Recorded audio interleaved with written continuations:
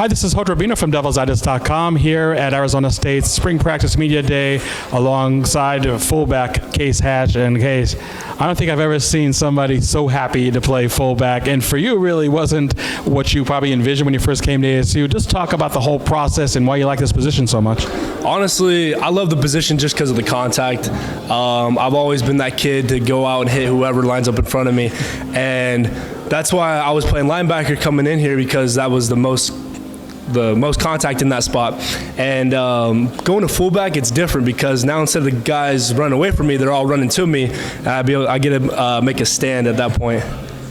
When you started playing fullback last year, what were some of the adjustments that may have been more challenging than others right off the bat?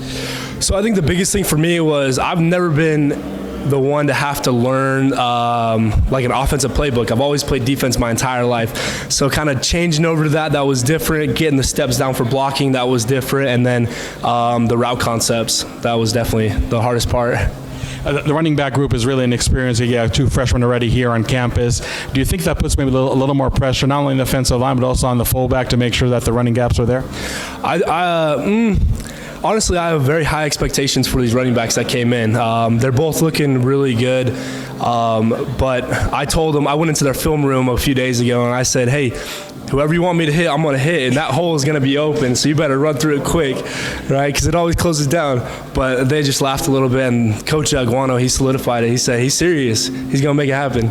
You know, we talk about this, the general vibe around the offense. Obviously, when you lose somebody like Benjamin, lose somebody like Brandon Ayuk, Kyle Williams, an offensive line that's still pretty young, even with the two grad transfers, some people thinking that maybe this offense might take a step back. What would you say to those folks that may think that the Arizona State offense may not put up the numbers as they did in 2019? Honestly, I can only see us going forward at this point, especially with the new offensive coordinator. He's putting us in the right direction. We've changed our offense completely. It's definitely a more pro-style offense, and Coach has always told us he wants to be the one to decide whether we're going to move the ball or not. And so that's what we're going to do. We're going to have a very powerful offense when it comes to the running back, the fullback, and our offensive line. They've been stepping up in the weight room this year. I've definitely seen that. We have a good energy with us and a good energy about us. When you went against the defensive ball practices 2 months ago, which linebacker or maybe even defensive lineman gave you the most fits? I don't want to single anyone out, but honestly, it's all fun because I used to be out there with them training every day, and now I'm on the opposite side and we're hitting in the middle of the hole. But man, I love the linebackers, and I can't single anyone out right now.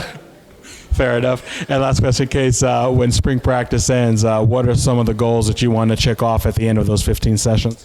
Man, I put 3 goals down on a piece of paper, gave them to my coach, and said, I'm going to hit all these goals by the end of spring ball. We got 15 practices to make it happen.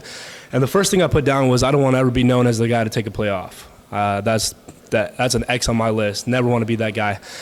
Second one was to memorize all the plays that we're going to be running. So that's because we got a very big playbook this year, and so that was another one on my list. And number 2 is just to show the coaches that I'm here to play and I'm going to make it happen. You tell me what to do, I'm going to do it. And last question, what excites you the most about the playbook that Zach Hill has brought over from Boise State? You're going to have to wait and see because we got some special things coming forward. As I said, we are a pro-style offense now and very downhill, and we're going to make some things happen. Okay, well, loose lips sink ships, right? Exactly. I'm going to keep it tight. Okay, Case, thanks very much. And for Case Hatch, this is Rubino reporting for DevilsDigest.com.